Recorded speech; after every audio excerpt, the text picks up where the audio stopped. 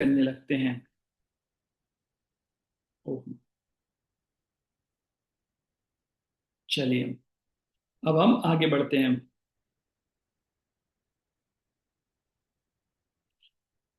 हे कमल नयन, हे कमल नयन, मैंने आपसे प्रत्येक जीव की उत्पत्ति तथा लय के विषय में विस्तार से सुना है और आपकी अक्षय महिमा का अनुभव भी किया है। तो यहाँ पर कमल नयन, भगवान की आंखें कैसी हैं? कमल के समान है। कमल नयन इसलिए बोला गया है, हे कमल नयन। तो भगवान के चरण कमल कैसे हैं? कमल की तरह ही है, रेड रेड। इसलिए हर चीज को भगवान के कमल से ही बताया जाता है, क्योंकि कमल बहुत सुंदर है। तो बोला हे कमल नयन करके बोल रहे हैं बड़े प्रेम से कि मैंने अभी तक सब कुछ सुन लिया है, विस्तार सुन लिया है। मैं संपूर्ण जगत की उत्पत्ति और प्रलय का कारण हूं, ये भगवान ने कहा है अर्जुन को। यहाँ पे और बलदेव विद्याभूषण बताते हैं कि भगवान की आंखें कमल की पंखुड़ियों के समान लंबी, सुंदर और उनके किनारों पर लालिमा युक्त हैं।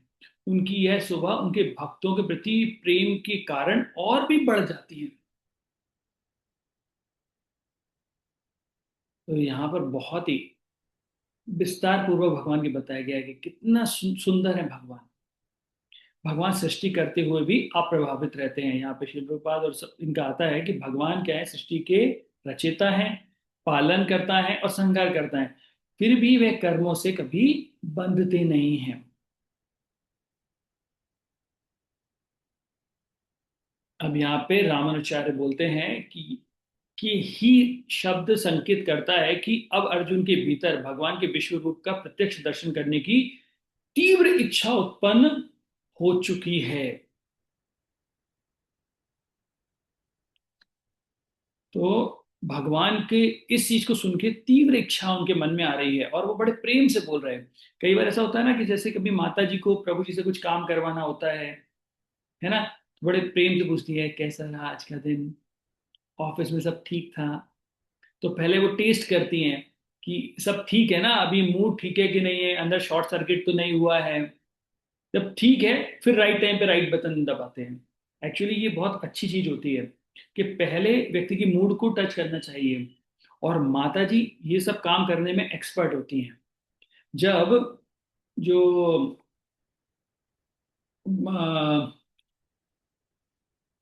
क्या नाम है, बाली के जो भाई थे सुग्रीव, उन्होंने भगवान से बोला था कि मैं सीता देवी को ढूंढवाने में आपकी सहायता करूंगा। लेकिन चतुर्मास में जैसे ही उन्हें उनका किंगडम मिला, मतलब राज्य मिला, तो वह वो उसमें खो गए, भूल गए। और जब लक्ष्मण जी जाते हैं उन्हें याद दिलाने के लिए, तो बड़े ही क्रोध अवस्था में रहते हैं। तो हनुमान जी उस समय बोलते हैं कि जो बाली की पत्नी थी तारा, बोला तारा को भेजो जाके लक्ष्मण जी से बात करने के लिए, क्योंकि लोग इतने क्रोधित हैं। तो लक्ष्मण जी मतलब शेषनाग, पूरी पृथ्वी को ही उठा के फेंक सकते हैं, इतनी शक्तिशाली है। तो ऐसे कौन शांत कर सकता है? तो वहां पे इसलिए उन्होंने बताया कि तारा को भेजो। फिर तारा जाती हैं और इस तरीके से बात करती हैं जिससे उनकी क्रोध थोड़ा सा शांत हो जाए। जब क्रोध शांत होता है तब सुग्रीव को सामने लेके आती हैं। तो मदर भी कई बार ऐसे ही करती हैं, अगर बच्चे ने कोई गलती कर दी है, कुछ टूट गया है, फूट गया है, कुछ भी ऐसा हो गया है, तो पहले बात करती हैं कैसे क्या चल रहा है, सारी चीजें क्या है। और फिर धीरे से बता देती हैं कि जो आप सोने की चेन दिलवाई थी वो ये चिंटू से खो गई है। कोई बात नहीं, लेकिन हम मैंने उसे बहुत डांटा है, बहुत मारा भी है। सोना क्या भाव चल रहा है और तूने कितना खो दिया, है ना, पापा कितने गुस्सा होंगे। तो पापा डांटे कुछ बोले उससे पहले बोले मैंने सब कुछ कर लिया है, बस आपको बस इन्फॉर्मेशन दे रहे हैं। तो कई बार ये एक तरीका होता है, और हमको भी ना वैष्णव सदाचार में भी ध्यान रखना चाहिए इन चीजों का, कि कब कैसे बात करना चाहिए। जैसे मैंने बहुत डांट खाई है मिसोलिनियस भक्ति प्रेम स्वामी महाराज की, क्योंकि बेस में रहा हूँ महाराज के अंडर में ही, तो हमेशा कुछ भी होता था डायरेक्ट बोल देता था और बहुत डांट खाता था। तो फिर मुझे एक भक्त वैष्णव ने बताया कि अभी नहीं बोलना चाहिए, जब महाराज बोल रहे हैं तो स्वीकार कर लो। और स्वीकार करने के बाद अगर नहीं होता है तो एक दो दिन बाद महाराज को बताओ महाराज ये संभव नहीं है। और महाराज बोलते थे, मैं डायरेक्ट बोल देता नहीं हो सकता है महाराज, ये प्रैक्टिकली नहीं है चीजें। और फिर बहुत डांट खाता था। लेकिन फिर कुछ समय बाद मैंने किया, आप बोल रहे हैं बिल्कुल करते हैं महाराज। जैसे एक बार महाराज ने मुझे कहा, एक भक्त ने बोला, महाराज जब हम बेस में नहीं रहते थे, बाहर रहते थे, तो बहुत अच्छा प्रचार होता था, बहुत अच्छे से प्रचार करते थे, नए नए स्टूडेंट मिलते थे, है ना। तो महाराज मेरी तरफ देखते हैं, तो कपिल मुनि तुम भी बाहर रहो, हॉस्टल में ज्यादा प्रीचिंग होगी। मैंने ठीक है। तो मैं दूसरे दिन बाहर घूम रहा था, मतलब एक जगह था, तो महाराज का फोन आया। महाराज ने कहा, कहाँ हो? मैंने बोला, महाराज आपने बोला था ना हॉस्टल ढूंढ लो, बेस में मत रहो प्रीचिंग के लिए। तो मैं बस हॉस्टल देख रहा हूँ कि कहाँ पे रह सकता हूँ। तो महाराज बोलते हैं, अरे भाई मेरी बात को सीरियस मत लिया करो, थोड़ी अपनी अकल भी लड़ाया करो। तो थोड़ा सा नकल में अकल लगाओ और फिर आगे बढ़ो। वो तो प्रेम से बोल दिया था। तो एक तो ये होता है, तो थोड़ा समय लेकर गैप लेके काम करना चाहिए। तो यहाँ पर भी ऐसा देखा है ना, थोड़ा सा समय देकर बात की जा रही है। जैसे एक और इंसिडेंट आता है जहां पर सीता माता ने, जब सीता माता का अपहरण होने वाला था, उसके पहले जब राम जी हिरण के पास जाते हैं लेने के लिए, तो राम जी बोलते हैं लक्ष्मण जी से कि तुम जाना मत सीता को अकेले छोड़ के, यहाँ बहुत सारे राक्षस आ सकते हैं, तुम यहीं रहो, मैं जाता हूँ। फिर वहां से जो मारीच होता है वो चिल्लाता है राम जी की आवाज से। तो सीता जी कहती हैं, जाओ लक्ष्मण बचा के आओ भगवान को। तो लक्ष्मण जी हंसने लगते हैं, बोलते हैं, जब जीव को परेशानी आती है तो वो भगवान को याद करता है, ऐसा कभी नहीं होता जब भगवान को परेशानी आए वो जीव को बुलाए, है ना। तो यहाँ पर भगवान मुझे बुला रहे हैं, ऐसा संभव नहीं है। तो महारानी बोलते हैं कि मैं समझ गई हूँ, क्योंकि तुम मुझे भोग करना चाहते हो इसलिए तुम नहीं जा रहे हो। अब बताइए, लक्ष्मण जी जिन्होंने केवल उनके चरण कमल के अलावा कुछ नहीं देखा है, उनको अगर सीता जी बोलेंगी तो मुझे भोग करना चाहती हो, राम जी चले जाएंगे तो मुझे भोग करोगे, तुम इसी समय का इंतजार कर रहे थे, उनको कैसा लगेगा। और फिर क्योंकि सीता माता बोलती हैं, तो उनकी आज्ञा लेके लक्ष्मण रेखा खींचे चले जाते हैं। जब आते हैं तो क्या देखते हैं, सीता जी चले गए। तब तो राम जी उनसे बोलते हैं कि लक्ष्मण तुम किस प्रकार के वीर हो, जो एक स्त्री की रक्षा नहीं कर पाए। तो जब नहीं जा रहे थे तो सीता जी से डांट खा रहे थे, और जब चले गए तो राम जी से डांट खा रहे हैं। तो यहाँ पर लक्ष्मण जी को गुस्सा आ सकता है कि भाई मैं क्यों आया हूँ, 14 साल से सोया नहीं हूँ, खाया नहीं है, आपकी सेवा में लगा हूं, और आप दोनों ही मिलके डांट रहे हो मुझे। तो उस समय लक्ष्मण जी ने क्या किया, एक पॉज बटन दबाया, पॉज। पॉज में क्या है, थोड़ी देर रुके और उन्होंने देखा, सीता जी ने मुझे इतना सब कुछ बोला, उनके मन में बोलने का नहीं था, बस राम जी के लिए प्रेम था इसलिए बोला। और राम जी ने इतना सब कुछ क्यों बोला, क्योंकि सीता जी के लिए प्रेम था, उनका मेरे से कुछ पर्सनल नहीं है। तो कई बार जब हमारी लड़ाई हो जाती है तो समझना चाहिए कि वर्ड्स पे ना जाकर, जैसे माता जी गुस्सा हो जाती है ना घर में सारा काम मैं करती हूँ, कोई यहाँ पे कुछ करता ही नहीं, मैं नहीं रहूंगी तो कुछ नहीं होगा, ये सामान यहाँ पड़ा रहता है, वो सामान यहाँ पड़ा रहता है ना, ऐसे बहुत कुछ बोलती हैं। तो बस सुन के इनकमिंग और आउटगोइंग दोनों चालू रखनी चाहिए, दोनों कान से, कान से इनकमिंग, इस कान से आउटगोइंग, बाहर। ओके। तो हे पुरुषोत्तम, हे परमेश्वर, यद्यपि आपको मैं अपने समक्ष आपके द्वारा वर्णित आपके वास्तव रूप में देख रहा हूं, किंतु मैं देखने का इच्छुक हूं कि आप इस दृश्य जगत में किस प्रकार प्रविष्ट हुए हैं। मैं आपके उसी रूप का दर्शन करना चाहता हूं। चौथे में बोलते हैं, हे प्रभु, हे योगेश्वर, यदि आप सोचते हैं कि मैं आपके विश्व रूप को देखने में समर्थ हो सकता हूं, तो कृपया करके मुझे अपना असीम विश्व रूप दिखलाइए। तो यहां पर फिर विश्व रूप दिखाने के लिए वो बता रहे हैं कि अगर आपको लगता है कि मैं समर्थ हूं तो जरूर दिखाइए। तो यहां पे क्यों बोल रहे हैं कि समर्थ हूं, क्योंकि मेरी योग्यता है या नहीं पता नहीं। जैसे वैष्णव लोग क्या बोलते हैं, योग्यता बिचारे किछु नहीं पाए। तो अगर आप योग्यता पे अगर भगवान विचार करोगे तो मेरे अंदर कुछ भी नहीं है। तुम कृपा कोरी देहो कृष्ण नाम, तो आप कृपा करो और कृष्ण नाम दो। मेरी योग्यता पे देखोगे तो फिर तो हो गया, कुछ भी नहीं है।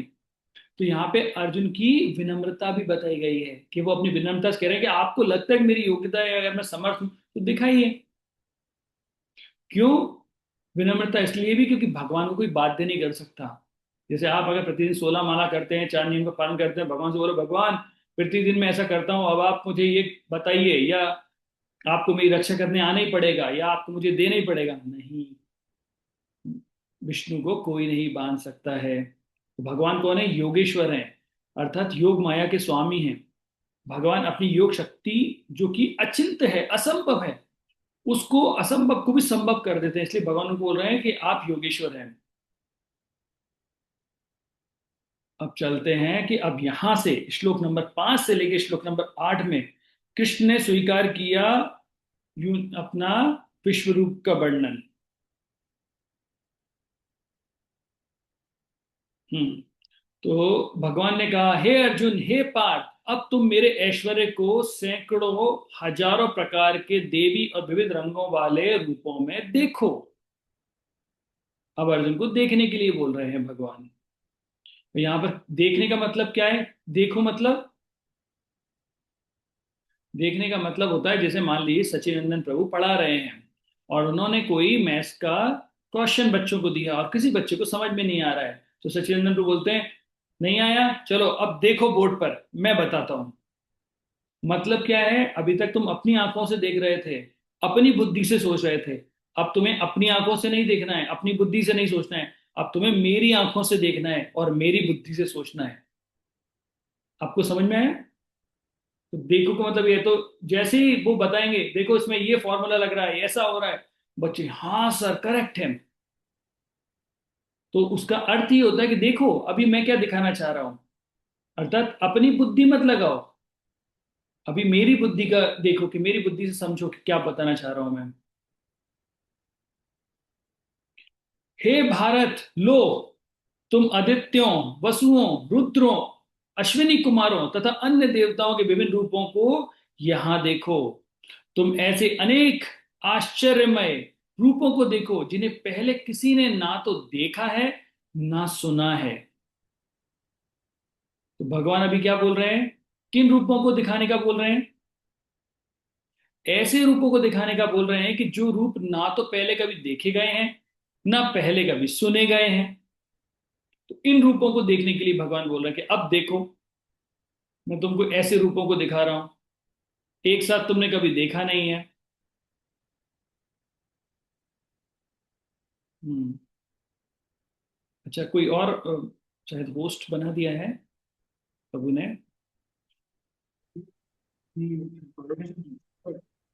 ठीक है।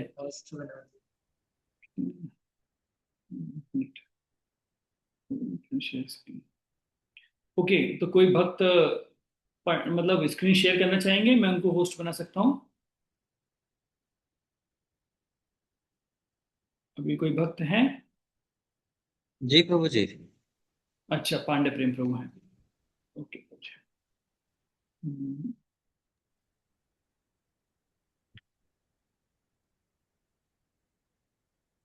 चलिए प्रभु जी, आपको बना दिया है होस्ट।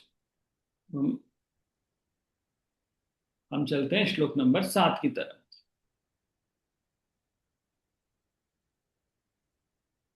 तक आप अपनी स्क्रीन शेयर मैं कर, 1 मिनट में, बस 1 मिनट कर रहा हूँ प्रभु जी, 1 मिनट। आप आराम से कीजिए, तो मैं रीड करता मैं हूँ। डॉक्यूमेंट को, वो डॉक्यूमेंट पीडीएफ खोल रहा हूँ प्रभु जी। बिल्कुल कोई इशू नहीं प्रभु। हे अर्जुन, तुम जो भी देखना चाहो उसे तत्क्षण मेरे इस शरीर में देखो।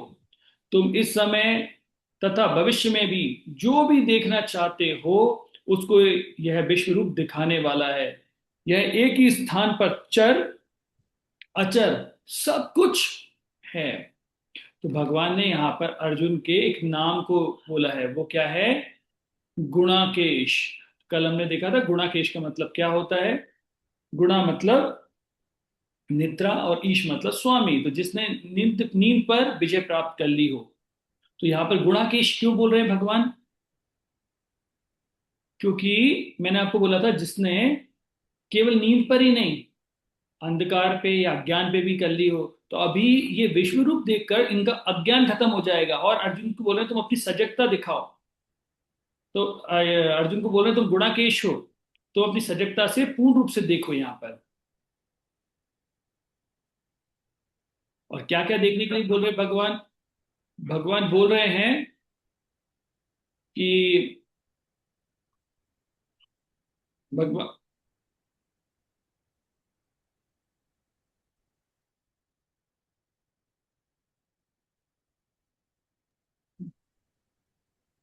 भगवान यहाँ पे बोल रहे हैं कि संपूर्ण चर अचर जगत भगवान में स्थित है। भगवान की शक्ति अचिंत्य है। अचिंत्य का मतलब क्या होता है? अचिंत्य का मतलब होता है जो आपको लगता है जो संभव नहीं है, असंभव चीज है, वो चीज हो जाती है। भगवान सब कुछ एक साथ दिखा सकते हैं। यहाँ जिनको बोला ना, आप तुम जो भूतकाल में था, जो भविष्य में है, या फिर वर्तमान, जो देखना चाहो सब देख सकते हो इसके अंदर। संपूर्ण ब्रह्मांड भगवान पर आश्रित है, ऐसा भगवान यहाँ पे बता रहे हैं। और प्रभु जी ने हमको बता दिया। तो 8वें नंबर पे चलते हैं। तो कौन पढ़ेगा 8वां? हैंड रेस कीजिए। ओके, निरंजन प्रभु जी। अच्छा, ऐसा कर सकते हैं, एक एक भक्त जो हाथ उठा रहे हैं ना, तो जिस निरंजन प्रभु पढ़ रहे हैं फिर दूसरा भक्त पढ़ सकते हैं, एक एक श्लोक पढ़ेंगे ना। हरे कृष्णा प्रभु जी। ये इन्होंने पांडु प्रभु जी, आपने 10वां अध्याय का खोल रखा है। 11वां हाँ, अध्याय चल हम रहा है प्रभु सर्वस्व जी प्रभु को अपना। खोलिए। प्रभु जी 11वां खोलिए।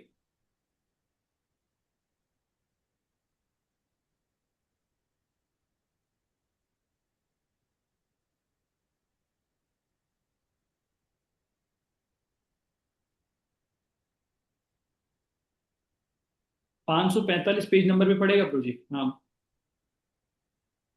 जी, आगे।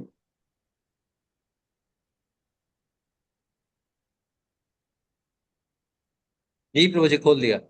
ओके, चलिए निरंजन प्रभु जी आगे बढ़ते हैं। हम्म। किंतु तुम मुझे अपने इन आंखों से नहीं देख सकते, अतः मैं तुम्हें दिव्य आंखें दे रहा हूँ। अब मेरे योग ऐश्वर्य को देखो। अच्छा, धन्यवाद प्रभु जी। तात्पर्य। बस प्रभु जी इतना ही। तो ऐसा लग रहा था जैसे विश्व रूप से भगवान ही बोल रहे हैं, ऐसा इको हो रहा था प्रभु जी के पीछे से। तो तो भगवान बोल रहे हैं कि साधारण चर्म चक्षु से, देखिए दो प्रकार के चक्षु हुए, एक हुए चर्म चक्षु, दूसरा हुआ ज्ञान चक्षु। तो चर्म चक्षु के माध्यम से आप नहीं देख पाएंगे। तो भगवान यहाँ पर अर्जुन को ज्ञान चक्षु दे रहे हैं या फिर दिव्य चक्षु दे रहे हैं, जिनके माध्यम से भगवान को देखा जा सकता है।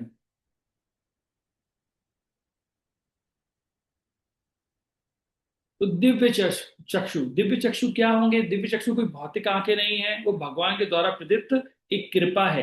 उनकी अलौकिक अनुभूति के लिए जो उनकी अनुभूति है उसको कर सकने की शक्ति है।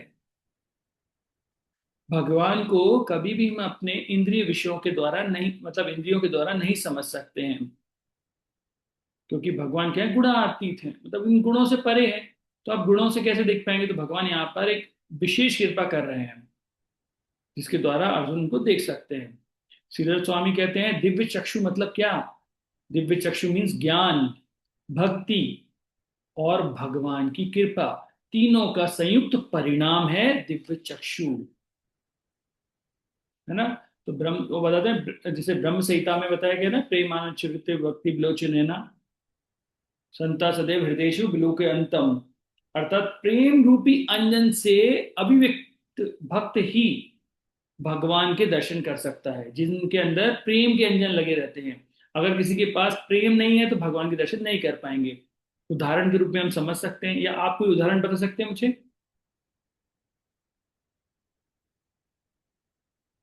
कि एक ही जगह पर भगवान को देख रहे हैं लोग और कुछ लोग देख नहीं पा रहे हैं।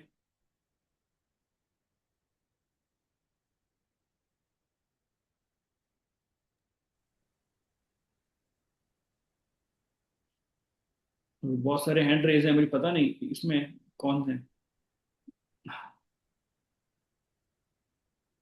हरे कृष्णा प्रभु जी। हाँ माता जी। प्रभु जी, प्रश्न यही है ना कि एक एक ही समय पे कुछ लोग भगवान को देख पाते हैं और कुछ नहीं। हम्म। तो प्रभु जी जैसे मंदिर में होता है कि हाँ, हम जब विग्रह दर्शन करते हैं तो हम्म। हमें लाइक मतलब जो ऐसे नॉर्मल आते हैं, जो अभी स्पिरिचुअलिटी में नहीं है इतना, वो केवल सेल्फी लेकर और ऐसे चले जाते हैं, उन्हें एहसास भी नहीं होता है कि विग्रह में ही भगवान है। और डिवोटीज को रहता है कि नहीं, विग्रह ही में हमारे भगवान है। तो बिल्कुल बिल्कुल। तो एक ऐसे समझ सकते हैं, माता जी ने बहुत सही बताया। या फिर हम ऐसा भी देख सकते हैं कि हम जब नए नए होते हैं, हम जाते हैं दर्शन करते हैं और वहीं पे शुद्ध भक्त भगवान के दर्शन करते हैं। तो मूर्ति नहीं, तुम ही साक्षात ब्रजेंद्र कुमार। तो आप ब्रजेंद्र नंदन या ब्रजेंद्र कुमार हो साक्षात। जैसे हम खीर और गोपीनाथ में भी देखते हैं कि भगवान से आके प्रार्थना करते हैं तो भगवान बोलते हैं कि कभी तुमने मूर्ति को चलते देखा है क्या, है ना। वैसे एक और उदाहरण हो सकता है कि जब शांति दूत बन के भगवान कृष्ण जाते हैं तो जो दुर्योधन है वो भगवान को क्या बोलते हैं कि ये ग्वाला है, इसे गिरफ्तार कर लो, पकड़ लो इसको। जबकि जब भगवान वहां पे भी अपना विश्व रूप दिखाते हैं तो भीम, सॉरी, भीष्म देव या द्रोणाचार्य या कृपाचार्य ये तो देख पा रहे हैं क्योंकि भगवान के भक्त हैं, शुद्ध भक्त हैं। लेकिन जो दुर्योधन है उसे नहीं दिखाई दे रहा है, उसे बिल्कुल नहीं दिखाई दे रहा है कि ये भगवान है। प्रभु जी, एक एग्जाम्पल और मुझे याद आया, साक्षी गोपाल। अ, मतलब जी, उसमें मतलब साक्षी गोपाल भगवान खुद चलकर आते हैं उनके कहने पे। बिल्कुल बिल्कुल।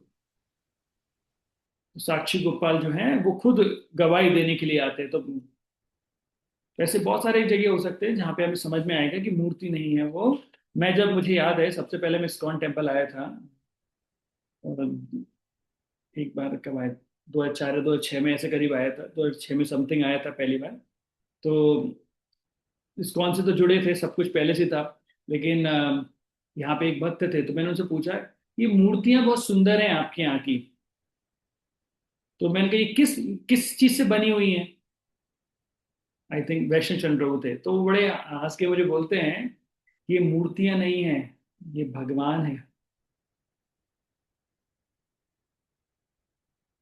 और भगवान बड़ी कृपा से किसी भी चीज के अंदर प्रवेश कर जाते हैं।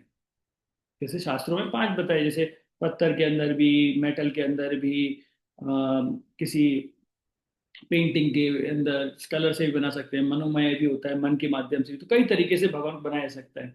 और भगवान जब भक्त उनकी प्राण प्रतिष्ठा करते हैं तो वहां पे आ जाते हैं। तो बोलते हैं ये मूर्ति नहीं है, अर्च विग्रह है। तब से मुझे याद आया कि मैं जो देख रहा हूँ वो मूर्ति नहीं है, वो कोई संगमरमर की खड़ी हुई प्रतिम वो नहीं है, ये स्वयं भगवान है। और जब भक्त इस भाव से उन्हें देखते हैं तो भगवान दर्शन भी देते हैं। यो माम प्रपद्यन्ते, जैसे आप भगवान को देखेंगे भगवान वैसे ही आपके साथ व्यवहार करेंगे। ताम जैसे भजा में हम। ओके, 90 नंबर का श्लोक कौन पढ़ेगा?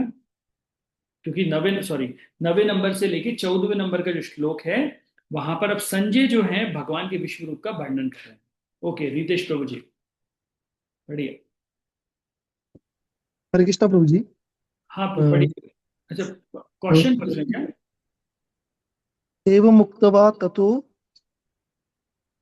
एवमुक्त्वा ततो राजमहायोगेश्वर हरि दर्शयामास पार्थाय परम रूपमेश्वरम। संजय ने कहा, हे राजा, इस प्रकार कहकर महायोगेश्वर भगवान ने अर्जुन को अपना विश्व रूप दिखलाया। यहाँ पर संजय बता रहे हैं कि महायोगेश्वर भगवान अभी क्या कर रहे हैं, अपना विश्व रूप दिखा रहे हैं। तो यहाँ महायोगेश्वर बोल रहे हैं। तो प्रभुपाद जी यहाँ इसमें मतलब महायोगेश्वर जो है ना, इसे यहाँ पे इसमें तात्पर्य नहीं दिया है प्रभुपाद जी ने, है ना। लेकिन हम और भी जो है ना, हाँ, विश्वनाथ चक्रवर्ती ठाकुर बलदेव विद्याभूषण ने दिया है, उसको समझ सकते हैं। योगियों के पास अनेक सिद्धियां होती हैं। कौन कौन सी सिद्धियां होती हैं? जैसे अणिमा, महिमा, लघिमा, प्राप्ति, इशिता, ऐसे बहुत सारी सिद्धियां होती हैं। वो उनके स्वामी होते हैं, लेकिन भगव तो उनको योगी बोलते हैं। लेकिन यहाँ पर भगवान कौन है? महायोगी या महायोगेश्वर है भगवान। यहाँ पे विश्वनाथ चक्रवर्ती ठाकुर बोलते हैं कि हरि शब्द का अर्थ है जो अपने भक्तों के भय, दुख और अज्ञान को हर लेता है। तो अर्जुन का मोह पहले ही दूर हो चुका है। अब भगवान उन्हें अपना ऐश्वर्य दिखा के उनकी जिज्ञासा भी पूर्ण कर रहे हैं। बलदेव विद्याभूषण बोलते हैं इसमें कि भगवान ने अपनी योग माया से ऐसा विश्व रूप प्रकट किया जो सामान्य दृष्टि से कभी दिखाई नहीं दे सकता। यह भगवान की स्वतंत्र इच्छा का परिणाम था। तो भगवान जिसको चाहें उसको दिखाएंगे, जिसको नहीं चाहेंगे उसको नहीं दिखाएंगे। कई बार ऐसा होता है, हम दर्शन करने जाते हैं, हमारे साथ में कई लोग खड़े रहते हैं, कई बार कोई भक्त रोना चालू कर देते हैं, उनकी आंखों से आंसू आने लगते हैं, और हम समझ ही नहीं पाते कि ऐसा क्या देखा है। तो देखते हैं कि भगवान आपके हृदय को देख रहे हैं।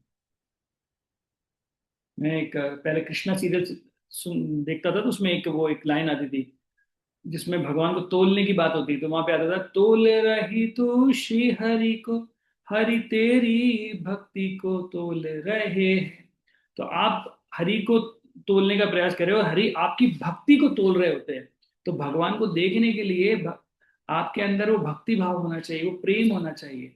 और आपके अंदर वो प्रेम है तो भगवान कहीं से भी आ जाते हैं, कहीं से प्रकट होते हैं, और आप हर जगह देख पाएंगे। जैसे प्रहलाद महाराज को भगवान ने कहा कि आप हर जगह देख सकते हो, हर स्थान में मुझे देख सकते हो। तो भगवान की ये विशेष कृपा है। ओके, 10 व 11 एक साथ है, कौन पढ़ेगा? रुचिका माता जी। मैं पढ़ो प्रभु जी। थोड़ी हैंड, जिनका हैंड रेस है उसके बाद से चालू करेंगे, है ना? अभी रुचिका माता जी ने किया है, फिर मंजरी माता जी ने किया है, नारायणी माता जी ने किया है, फिर आपका आह्वान। ठीक है प्रभु जी। ओके रुचिका माता जी। यस। अर्जुन ने उस विश्व रूप में असंख्य मुख, असंख्य नेत्र तथा असंख्य आश्चर्य में दृश्य देखे। यह रूप अनेक दैवी आभूषणों से अलंकृत था और अनेक दैवी हथियार उठाए हुए था। ये दैवी मालाएं तथा वस्त्र धारण किए था और उस पर अनेक दिव्य सुगंधियां लगी थीं। सब कुछ आश्चर्य में, तेज में, असीम तथा सर्वत्र व्याप्त था। तात्पर्य इन बस दोनों श्लोकों।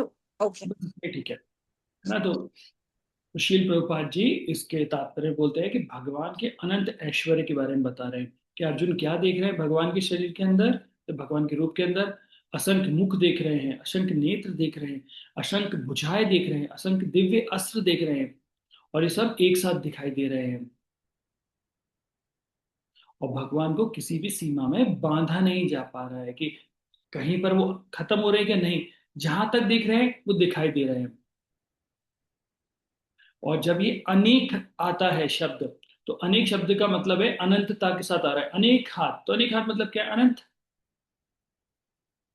तो एक अभी मैं भक्ति वैभव में एक कंसेप्ट सुना था, ज्यादा नहीं जानता लेकिन थोड़ा सा आपको बताता हूँ। तो उन्होंने बताया था कि एक पाद विभूति और तीन पाद विभूति के बारे में सुना है आप लोगों ने? कि एक पाद विभूति का मतलब होता है ये भौतिक संसार जो है भगवान की एक पाद विभूति है, मतलब एक चौथाई, 1/4 पार्ट जो है वो भौतिक संसार होता है। और तीन पाद विभूति, 3/4 जो होता है वो आध्यात्मिक संसार होता है। तो एक पाद विभूति और तीन पाद विभूति। तो बोला तीन का मतलब क्या हुआ, तो बोला संस्कृत के अंदर अगर एक वचन होता है, द्विवचन होता है, और उसके बाद सीधा बहुवचन होता है। एक वचन, द्विवचन, उसका सीधा बहुवचन। तो एक वचन और द्विवचन तक है, तो यहाँ पे तीन पाद का मतलब होता है बहुवचन। बहु मतलब अनंत। तो ये हमको लग रहा है कि 25% भौतिक संसार है और जो 75% है आध्यात्मिक संसार है। बोले बहुवचन मतलब अनंत है वो। आई होप सो थोड़ा बहुत आपको समझ में आया होगा। तो एक पाद विभूति और तीन पाद विभूति के विषय में बताया था। तो यहाँ प्रत्येक उसमें बताया कि भगवान चक्र हैं, गदा है, धनुष है, ये सब चीजें हैं। तो ऐसा दृश्य जिनकी कल्पना भी कोई जीव नहीं कर सकता। विश्वनाथ चक्रवर्ती ठाकुर बोला कि ऐसी दृश्य को देखकर कोई कल्पना भी नहीं कर सकता। प्रत्येक बार में नई नई दिव्य लीलाएं और ऐश्वर्य दिखाई दे रहे हैं। भगवान के प्रत्येक मुख, प्रत्येक नेत्र, प्रत्येक आभूषण अनंत तेज से प्रकाशित था, और प्रत्येक आयुध भगवान की किसी विशेष शक्ति का प्रतीक था। रामानुजाचार्य इसमें बताते हैं कि भगवान का विश्व रूप समस्त देवताओं, लोकों, शक्तियों और दिव्य विभूतियों का समन्वित स्वरूप है। समस्त देवों, लोकों और उनकी शक्तियों का एक समन्वित रूप है। और अब यहाँ पर श्रीधर स्वामी बोलते हैं कि यह रूप इतना विशाल और आश्चर्यजनक था कि अर्जुन उसे देखकर विस्मृत हो गए, भूल गए।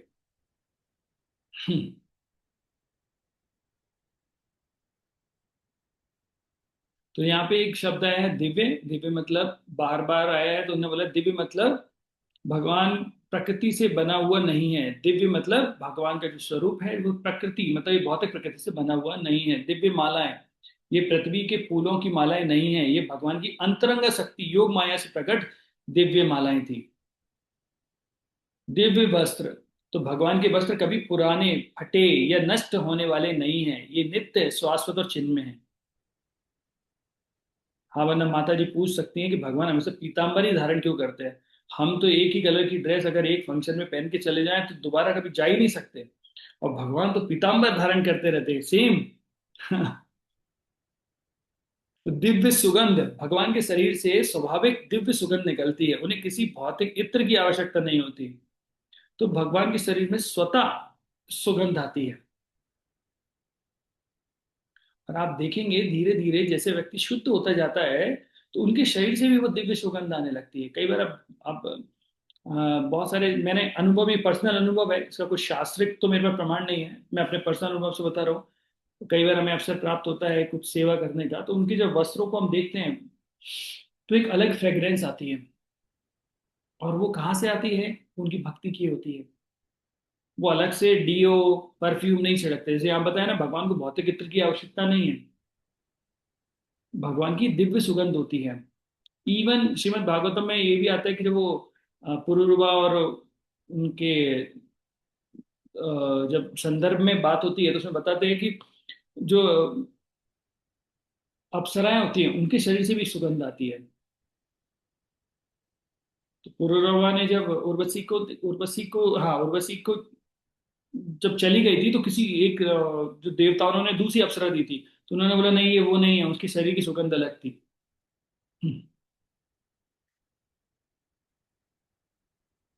चलिए आगे बढ़ते हैं। विश्व रूप बहुत बड़ा है हमारा। मंजी माता जी पढ़िए। हरे कृष्ण प्रभु।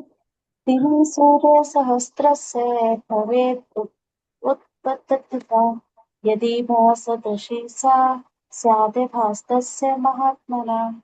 यदि आकाश में हजारों सूर्य एक साथ उदय हो तो उनका प्रकाश शायद परम पुरुष के इस विश्व रूप के तेज की समता कर सके। वो हजारों सूर्यों की बताया कि इतना प्रकाशमान है। आप लोग वृंदावन राधा दामोदर मंदिर गए होंगे, तो वहां पे एक द्वादश आदित्य टीला है। जानते हैं आप उसके बारे में, द्वादश आदित्य टीला? जी प्रभु जी, राधा मदन मोहन टेम्पल में शायद। हाँ बिल्कुल माता जी। तो जब भगवान ने यमुना के अंदर कालिया का दमन किया था, तो बहुत समय तक भगवान यमुना में थे। तो जब वो बाहर आए तो भगवान को सुखाने के लिए द्वादश आदित्य आए थे। द्वादश आदित्य मतलब 12 सूर्य, द्वादश आदित्य। तो वहां पे 12 सूर्य आए थे भगवान को गर्मी देने के लिए, तो द्वादश आदित्य टीला। और यहाँ पे बताया है कि भगवान का जो प्रकाश है जो आ रहा है इतना, वो कैसा हो रहा है, हजारों सूर्य एक साथ उदय हों तो भी शायद उनकी तेज की क्षमता नहीं कर सकते। तो संपूर्ण सृष्टि भगवान में स्थित है। एक स्तंभ, संपूर्ण ब्रह्मांड, समस्त लोक, सभी देवी देवता, आचार्य सब। सामान्य दृष्टि में जो ब्रह्मांड असंख्य स्थानों में फैला हुआ दिखाई देता है, किंतु भगवान के विश्व रूप में वह सब एक स्थान पर दिखाई दे रहा है। तो विश्वनाथ चक्रवर्ती ठाकुर यहाँ बोलते हैं, विविक्तम अनेक अर्थ अर्जुन ने देखा, यद्यपि देवता, मनुष्य, पशु, पर्वत, नदियां, ग्रह, लोक सभी अपने अपने स्थान पर भिन्न भिन्न हैं, फिर भी भगवान के भीतर सब एक साथ विद्यमान है। तो भगवान ने अपनी योग माया से अर्जुन को भूत, वर्तमान और भविष्य सभी कालों का भी दर्शन करा दिया। इसलिए अर्जुन केवल वर्तमान जगत ही नहीं, संपूर्ण सृष्टि के रहस्य देख रहे थे। चलिए आगे बढ़ते हैं। नारायणी माता जी पढ़िए। हरे कृष्ण प्रभु जी। उस समय अर्जुन भगवान के विश्व रूप में एक ही स्थान पर स्थित हजारों भागों में विभक्त ब्रह्मांड के अनंत अंशों को देख सका। तो ट्रांसलेशन पढ़ना है प्रभु जी। एक मिनट, हाँ पढ़िए। तत्र, वहां शब्द अत्यंत महत्वपूर्ण है। इससे सूचित होता है कि जब अर्जुन ने विश्व रूप देखा, उस समय अर्जुन तथा कृष्ण दोनों ही रथ पर बैठे थे। युद्ध भूमि के अन्य लोग इस रूप को नहीं देख सके, क्योंकि कृष्ण ने केवल अर्जुन को दृष्टि प्रदान की थी। वह कृष्ण के शरीर में हजारों लोग देख सका। जैसा कि वैदिक शास्त्रों से पता चलता है कि ब्रह्मांड अनेक हैं और लोक भी अनेक हैं। इनमें से कुछ मिट्टी के बने हैं, कुछ सोने के, कुछ रत्नों के, कुछ बहुत बड़े हैं तो कुछ बहुत बड़े नहीं हैं। अपने रथ पर बैठकर अर्जुन इन सबों को देख सकता था, किंतु कोई यह नहीं जान पाया कि कृष्ण और अर्जुन के बीच क्या चल रहा था। तो अभी देखिए भगवान इस प्रकार से अपनी लीला करते हैं कि किसी को समझ में नहीं आता वो क्या कर रहे हैं और कैसे संभव है। जैसे अ, भगवान ने गोपियों से जब रास लीला की थी तो उन्होंने उस रात्रि को ब्रह्मा की रात्रि के बराबर कर दिया था। अब ब्रह्मा की रात्रि कितनी बड़ी होती है आपको पता है? 1000 चतुर्युग। 1000 एक हजार चतुर्युग। चतुर्युग। तो सोचिए कहाँ 12 घंटे और कहाँ 1000 चतुर्युग भगवान ने इतनी बड़ी कर दी। भगवान किस तरीके से कार्य कर रहे हैं। चलिए 14वां, पांडव प्रेम प्रभु जी पढ़िए 14वां।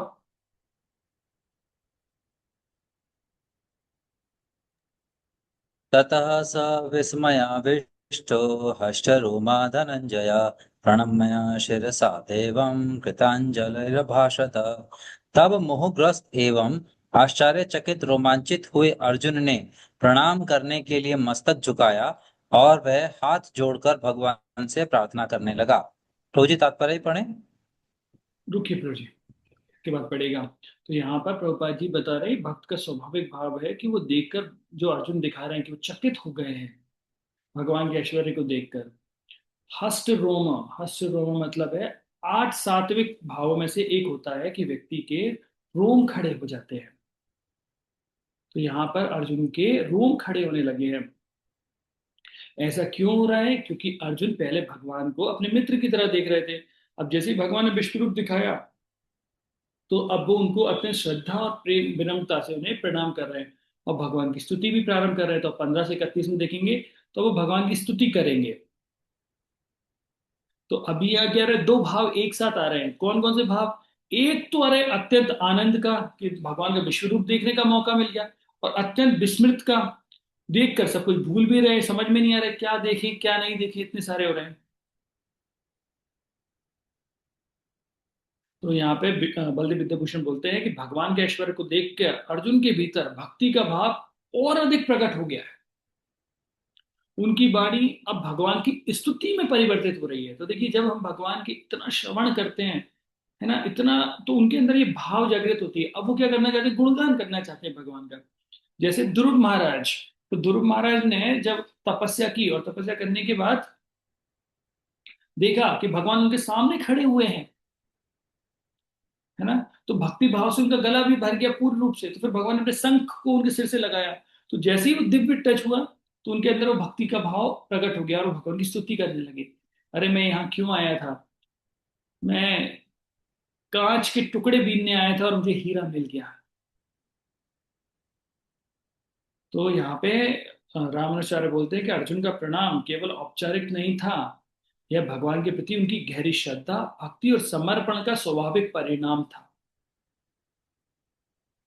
श्रीधर स्वामी बोलते हैं जब भगवान का वास्तविक ऐश्वर्य प्रकट होता है तो भक्त की पहली प्रतिक्रिया होती है विनम्रता, है ना। जैसे मान लीजिए मैंने आपको बताया था कि मान लीजिए कोई कोई व्यक्ति, भौतिक संसार का कोई प्रमाणित व्यक्ति हमारे समक्ष बैठा हुआ है, हमारे साथ में बैठा हुआ है, और हम जानते नहीं कि वो कौन है, कितने बड़े लेवल का व्यक्ति है ना। तो लेकिन सडनली कोई बताता है ये बहुत बड़े फिल्म स्टार है या फिर कोई क्रिकेटर है, तो समझ में आता है तो उनके ऐश्वर्य की, उनकी विभूति के विषय में जब पता लगता है तो विनम्रता का भाव हमारे अंदर भी आने लगता है ना, एकदम विनम्रता का भाव आ जाता है। एक बार गौरांग प्रभु बता रहे थे कि वो चौपाटी मंदिर में एक विशेष स्थान, मतलब पंखे के नीचे सोया करते थे। तो वो उसी जगह पर ही सोते थे। तो जब वो, तो ये वाली बात सब भक्तों को पता थी कि गौरांग प्रभु इस पर्टिकुलर पंखे के नीचे सोते हैं। तो गौरांग प्रभु एक बार आए रात को, देखा एक भक्त ओढ़कर उन्हीं के स्थान पे सोया हुआ है। तो गौरांग बोलते हैं अरे ये, तो आप जानते थोड़ा बम्बई वाली स्टाइल में है, गौरांग प्रभु वही बोलते हैं अरे ये कौन है भाई, पता नहीं कि ये मेरी जगह। तो उस जगह आते हैं, ये कौन है भाई, पता नहीं मेरी जगह कौन है। तो उधर से आवाज आई राधानाथ स्वामी।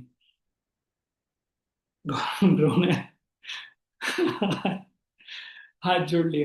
तो कई बार हमारे स्पिरिचुअल मास्टर भी हमको वो बताने के लिए कि जो गोस्वामी होते हैं वो हर दिन एक नए वृक्ष के नीचे सोते थे, इस वृक्ष से आसक्ति ना हो, तो पर्टिकुलर पंखे से आसक्ति ना हो उसके लिए।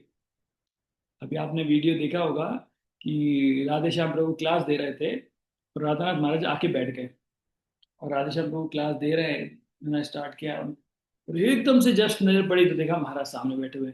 वो उतर के पूरा दंडवत मारते हैं महाराज को। तो कई बार स्पिरिचुअल मास्टर भी इस तरीके से काम करते हैं। तो यहाँ पे भक्ति के लक्षण अर्जुन के अंदर प्रदर्शित हो रहे हैं। जैसे उन्होंने देखा भगवान के स्वरूप को तो उनके हृदय में विनम्रता का भाव आया। भक्ति के लक्षण रोमांच हो रहा है, आनंद आ रहा है, श्रद्धा सम्मिलित हो रही है, भगवान की महिमा को देखकर स्तुति करने का मौका हो रहा है। ओके प्रभु जी, पढ़िए अब उसके तात्पर्य को।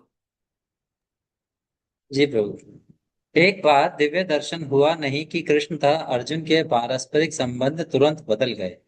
अभी तक कृष्ण तथा अर्जुन में मैत्री संबंध था, किंतु दर्शन होते ही अर्जुन अत्यंत आदर पूर्वक प्रणाम कर रहा है और हाथ जोड़कर कृष्ण से प्रार्थना कर रहा है। वह उनके विश्वरूप की प्रशंसा कर रहा है। इस प्रकार अर्जुन का संबंध मित्रता का न रहकर आश्चर्य का बन जाता है। बड़े बड़े भक्त कृष्ण को समस्त संबंधों का आधार मानते हैं। शास्त्रों में 12 प्रकार के संबंधों का उल्लेख है और ये सब कृष्ण में निहित हैं। यह कहा जाता है कि वे दो जीवों के बीच, देवताओं के बीच या भगवान तथा भक्त के बीच के पारस्परिक आदान प्रदान होने वाले संबंधों के सागर हैं। यहाँ पर अर्जुन आश्चर्य संबंध से प्रेरित है और उसी में वह अत्यंत गंभीर तथा शांत होते हुए भी अत्यंत आह्लादित हो उठा। उसके रोम खड़े हो गए और वह हाथ जोड़कर भगवान की प्रार्थना करने लगा। निसंदेह वह भयभीत नहीं था, वह भगवान के आश्चर्यों से अभिभूत था। इस समय तो उसके समक्ष आश्चर्य था और उसकी प्रेमपूर्ण मित्रता आश्चर्य आश्चर्य से अभिभूत थी। अतः उसकी प्रतिक्रिया इस प्रकार हुई। चलिए प्रभु जी, नेक्स्ट श्लोक पे बढ़ते हैं। अब देखते हैं श्लोक नंबर 15 से 30 तक। ये 15 से 30 तक के जो श्लोक है, इसके अंदर अब अर्जुन भगवान को ग्लोरीफाई कर रहे हैं और किस रूप को? विश्व रूप को ग्लोरीफाई कर रहे हैं। तो आगे बढ़ते हैं। श्वेता माता जी, आप पढ़िए। प्रभु जी हरे कृष्णा। जी माता जी। अर्जुन ने कहा, हे भगवान कृष्ण, मैं आपके शरीर में सारे देवताओं तथा अन्य विविध जीवों को एकत्र देख रहा हूँ। मैं कमल पर आसीन ब्रह्मा, शिवजी तथा समस्त ऋषियों एवं दिव्य सर्पों को देख रहा हूँ। प्रभु जी आगे पढ़ो। नहीं बस ठीक है माता जी। तो श्री प्रभुपाद जी कहते हैं अर्जुन क्या देख रहे थे? अर्जुन भगवान श्री कृष्ण की कृपा से संपूर्ण ब्रह्मांड को देख रहे थे। और कहाँ देख रहे थे? एक स्थान पे देख रहे हैं। तो ब्रह्मांड के निम्नतम जो भाग है, सबसे नीचे का जो भाग है, वहां पे गर्भदक्ष विष्णु शेषनाग पर विराजित है, से लेकर सर्वोच्च लोक ब्रह्म लोक तक, मतलब पाताल सभी सभी लोकों तक देख रहे हैं। ब्रह्म लोक तक सब कुछ उनको उपस्थित है, सब दिखाई दे रहा है। तो भौतिक संसार पूरा दिखाई दे रहा है उनको।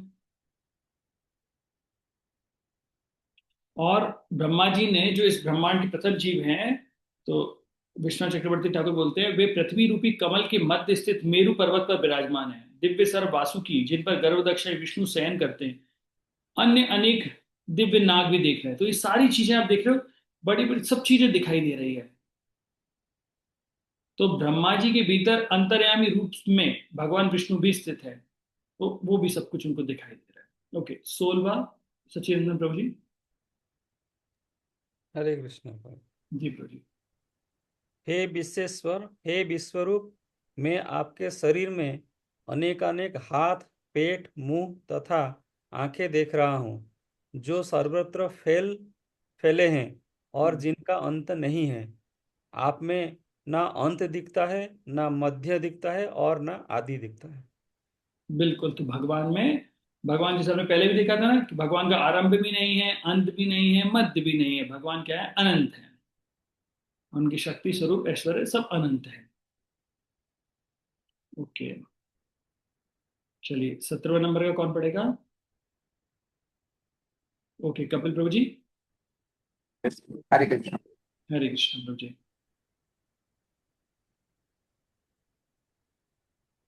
आपके रूप को उसके चकाचौंध तेज के कारण देख पाना कठिन है। क्योंकि वह प्रज्वलित अग्नि की भांति अथवा सूर्य के अपार प्रकाश की भांति चारों ओर फैल रहा है। तो भी मैं इस तेजोमय रूप को सर्वत्र देख रहा हूँ, जो अनेक मुकुटों, गदाओं तथा चक्रों से विभूषित है। तो भगवान का दिव्य ऐश्वर्य मूर्ति है, जो मुकुटधारी है, गदाधारी है, चक्रधारी है, अलग अलग है। और विश्व रूप के भीतर ही वह भगवान श्री कृष्ण सबको देख रहे हैं। तेज का वर्णन है, भगवान का तेज अग्नि से भी अधिक है और सूर्य से भी अधिक है। तो हम तो अभी तक ये देखते हैं कि सूर्य से अधिक तेज किसका होगा या अग्नि से अधिक किसका होगा, लेकिन बोले कि उनका तेज बहुत अधिक है। और हमारे पास तो वो इंद्रिया भी नहीं है जो इसको बता सकें कि अग्नि से अधिक कैसे हो सकता है कोई चीज। जैसे हमारी तुलना क्या, जैसे बोलते हैं ना, वो कुएं का मेंढक होता है, उसे पता ही नहीं है अटलांटिक महासागर कितना बड़ा है। तो विश्व रूप को कैसे बता सकते हैं हम लोग? हमें कहाँ समझ में आया कि भगवान कैसे अनेक रूप है। अर्जुन को भगवान ने दिव्य दृष्टि दी, इसलिए देख पा रहे हैं। बस हम बस ये समझ सकते हैं कि हाँ, पढ़ सकते हैं कि वो अत्यंत तेजस्वी हैं, दीप्तिमान है, सभी दिशाओं में दिख रहा है, अग्नि जैसे है। ठीक है, नेक्स्ट 18वां। ठीक है, प्रियांशी माता जी। हरे कृष्ण प्रभु जी। हरे कृष्ण। आ, आप आदि मध्य और अंत के रहित हैं। आपका यश अनंत है। आपकी असंख्य भुजाएं हैं और सूर्य तथा चंद्रमा आपकी आंखें हैं। मैं आपके मुख से प्रज्वलित अग्नि निकलते और आपके तेज से इस संपूर्ण ब्रह्मांड को जलते हुए देख रहा हूँ। हम्म तात्पर्य भी पढ़ो प्रभु जी। पढ़ लीजिए। हरे कृष्ण प्रभु जी। तात्पर्य। प्रभु जी 18 नंबर छोड़। है ही नहीं उसके अंदर। अच्छा, 18 नंबर मतलब पढ़ा नहीं अभी तक कोई। अभी 19वां पढ़ दिया क्या माता जी आपने? हाँ। हाँ हाँ प्रभु जी। हाँ 17वां। वही पढ़ लीजिए माता जी। ठीक है। आप परम आद्य गेय वस्तु हैं। आप इस ब्रह्मांड के परम आधार हैं। आप अव्यय तथा पुराण पुरुष हैं। हम्म आप सनातन धर्म के पालक भगवान हैं। यही मेरा मत है। तो यहाँ पर अर्जुन निष्कर्ष बता रहे हैं कि विश्व रूप देखकर अर्जुन की श्रद्धा और दृढ़ होती जा रही है। केवल अभी वो मित्र भाव से बात नहीं कर रहे हैं, वो भगवान श्री कृष्ण को बोले कि आप परम ब्रह्म भी हैं, परम आश्रय भी हैं, आप सनातन पुरुष हैं, वेदों का लक्ष्य आप ही हैं, है ना। आपसे ही सृष्टि उत्पन्न होती है और उसी में उन्हीं के कारण चलती है और वापस लीन हो जाती है। तो यहाँ पे सब चीजों के बारे में वो बताया। फिर हमने 19वां देखा। तो 19वें में आदि मन और अंत जो हमने अभी देखा था उसके विषय में बताया गया था कि भगवान ही क्या है। तो अनंत शक्तियों के बारे में बता सकते हैं। माता जी से भी पढ़ सकते हैं आप इसके तात्पर्य को। जी प्रभु जी। तात्पर्य। भगवान के षड ऐश्वर्यों की कोई सीमा नहीं है। यहाँ पर तथा अन्यत्र भी पुनरुक्ति पाई जाती है, किंतु शास्त्रों के अनुसार कृष्ण की महिमा की पुनरुक्ति कोई साहित्यिक दोष नहीं है। कहा जाता है कि मोहग्रस्त होने या परम आह्लाद के समय या आश्चर्य होने पर कथनों की पुनरुक्ति हुआ करती है। यह कोई दोष नहीं। हम्म तो कई बार जब व्यक्ति इस प्रकार के भाव में आता है तो वो कई बार शब्दों को दोबारा पुनरावृत्ति कर देते हैं। ओके, 20वां कौन पढ़ेगा? 20 नंबर। ओके, कपिल प्रभु। मैं पहले तो रिक्वेस्ट करूंगा कि 1 मिनट जिसने नहीं पढ़ा हो वो पढ़े पहले, फिर इसके बाद जिन्होंने अभी तक नहीं पढ़ा है वो पढ़े। क्या सबको मौका मिलेगा इसे पढ़ने का? कोई नहीं होगा तो फिर कपिल प्रभु को मौका देंगे, नहीं तो कोई और भक्त जिसने अभी तक नहीं पढ़ा हो।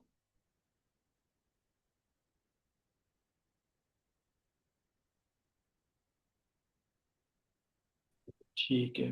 हरे कृष्णा प्रभु जी, दंडवत प्रणाम।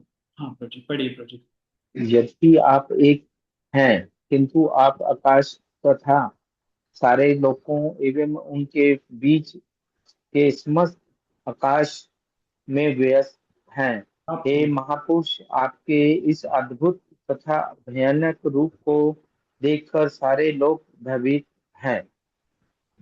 यहाँ पर भगवान के स्वरूप को देखकर बोल रहे हैं कि भयभीत हो रहे हैं। भगवान संपूर्ण ब्रह्मांड में व्याप्त हैं। वो पृथ्वी पर, अंतरिक्ष पर, स्वर्ग में, सभी दिशाओं में, सब जगह वो क्या देख रहे हैं? भगवान को देख रहे हैं। भगवान का उग्र रूप भी देख रहे हैं। वो उग्र रूप किसके लिए होता है? असुरों को नष्ट करने के लिए, अधर्मियों के लिए होता है। और साथ में माधुर्य, जो भगवान का प्रेम है, वो भी दिखाई दे रहा है उनको। और उनके ऐसे जो उग्र रूप को देखकर सभी लोग भयभीत हो जाते हैं। जैसे नरसिंह देव आए थे तो उनको देखकर सभी लोग डर रहे थे। लक्ष्मी देवी भी बोल रही थी मैंने ऐसा रूप कभी नहीं देखा था।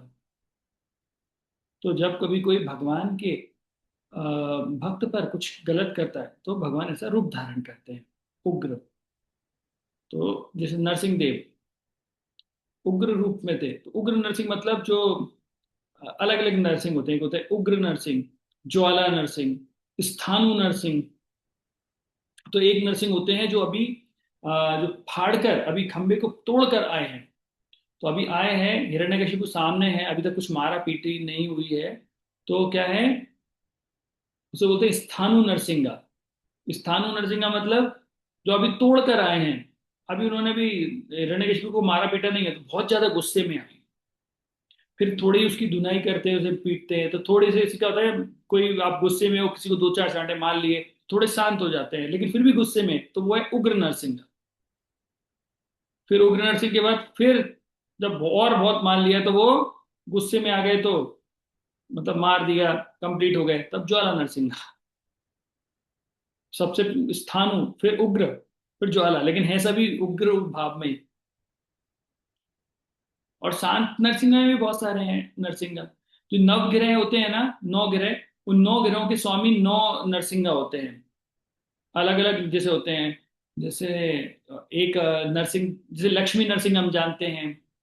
और अम, आहो ओहो नरसिंगा। एक दो गंधर्व आए थे जो थे आहो, जिनका नाम था आहो और ओहो। तो वो उनके सामने नृत्य और कीर्त वो कर रहे थे। तो उनको देखकर नरसिंह देव के मुंह से आवाज निकली थी आहो ओहो। तो उनका नाम आहो ओहो नरसिंह है। तो ऐसे जब वहां जाते हैं अहोबिलम में, तो ऐसे 9 नरसिंहों के दर्शन होते हैं हमको। तो ऐसे यहाँ पे बताया है कि इतने सारे नरसिंह, मतलब उग्र रूप दिखाई दे रहे हैं। और उग्र रूप किसके लिए होता है? केवल जो अधर्मी है। तो तब कर कमल बरे, नखम अद्भुत सिंगम। तो ये जो हाथ है वो सॉफ्ट भी है, किसके लिए? अपने भक्त के लिए। जैसे शेर अपने पहला बच्चे को भी मुंह से दबाता है, और वही शेर अपने शिकार को मुंह से दबाता है। तो जब मुंह से अपने बच्चे को दबा के लेके जाता है तो उन्हें बड़े आनंद आते हैं। कोई टेंशन नहीं है, माता या पिता अपने बच्चे को लेके जा रहे हैं, टेंशन फ्री होके बच्चा जाता है। और वही जब वो अपने शिकार को दबा के लेके जाता है तो वो भी टेंशन फ्री होता है कि चलो अब इस शरीर से मुक्ति प्राप्त हुई, अब किसी और शरीर में हम मिलेंगे। अब इस अब इस शरीर में दोबारा नहीं मिलेंगे, अब दूसरे शरीर में मिलेंगे, क्योंकि अब यमराज जी के दर्शन का अवसर प्राप्त हुआ है, एक महान यम। वैसे ओके, तो ये 20वां हुआ। अब हम चलते हैं 21वें पर। तो 21वां सीमा माता जी आप पढ़िए। हरे कृष्णा प्रभु जी, हरे धन्यवाद। कृष्ण। देवों का सारा समूह आपकी शरण ले रहा है और आप में प्रवेश कर रहा है। उनमें से कुछ अत्यंत भयभीत होकर हाथ जोड़े आपकी प्रार्थना कर रहे हैं। महर्षियों तथा सिद्धों के समूह कल्याण हो कहकर वैदिक स्तोत्रों का पाठ करते हुए आपकी स्तुति कर रहे हैं। तो यहाँ पे देवताओं की प्रतिक्रिया के विषय में बताया कि देवता भगवान के महिमा देकर आश्चर्यचकित हैं और साथ में विनम्र भाव भी है। तो देवता मिश्रित भक्त होते हैं, है ना, लेकिन वो भक्त होते हैं, कभी भी हमें उनकी अवहेलना नहीं करनी चाहिए। ये सब भक्त हैं, देखिए भगवान के ऐसे रूप को देखकर वो भी प्रार्थना कर रहे हैं। और यहाँ पर हम कितनी बार देखते हैं कि कई देवताओं की स्तुतियों के विषय में बताते हैं, परंतु ऐसे रूप को देखकर वो भी भयभीत हो जाते हैं और हाथ जोड़कर खड़े हो जाते हैं। जैसे हम देखते हैं नरसिंह देव का जो हमने अभी चर्चा की। तो महर्षि, बड़े बड़े महर्षि, सिद्ध पुरुष, वो भी भयभीत हो रहे हैं, सब इस रूप को देखकर बहुत ही भयभीत हो रहे हैं। और सब लोग प्रणाम कर रहे हैं। ओके, 22वां कामेश्वरी राधिका माता जी पढ़िए 22। हरे कृष्णा प्रभु जी। जी माता जी। सृष्टि विविध रूप आदित्य गण वसु शाव्य साध्य विश्वदेव दोनों अश्विनी कुमार मरुदगण पितृगण गंधर्व यश असुर तथा सिद्ध देव सभी आपको आश्चर्यपूर्वक देख रहे हैं। तो यहाँ पे बता रहे हैं अर्जुन क्या देख रहे हैं, क्योंकि सभी देवता भगवान के अधीन है। वो देख रहे हैं कि 11 रुद्र को दिख रहे हैं, 12 आदित्य दिखाई दे रहे हैं, 8 वसु दिखाई दे रहे हैं, 7 दिगण, अश्विनी कुमार, पितृगण, गंधर्व, यक्ष, असुर, सिद्ध, सब ये भगवान के रूप में दिखाई दे रहे हैं। और वो देख रहे हैं कि वो कैसे सब लोग भगवान की स्तुतियां कर रहे हैं उनके इस विश्व रूप को देखकर। ठीक है, श्रीदेवी माता जी 23। हरे कृष्ण प्रभु जी जी। हरे कृष्ण। हे महाबाहु, आपके इस अनेक मुख, नेत्र, बाहु, जंघा, पांव, पेट तथा भयानक दांतों वाले विराट रूप को देखकर देवतागण सहित सभी लोग अत्यंत विचलित है, और उन्हीं की तरह मैं भी हूँ। हरे कृष्ण। तो यहाँ पर भगवान के ऐसे रूप को देखकर पूरे देवतागण भी विचलित हो रहे हैं, और अर्जुन बोल रहे हैं मैं भी विचलित हो रहा हूँ। ओके, कपिल प्रभु 24।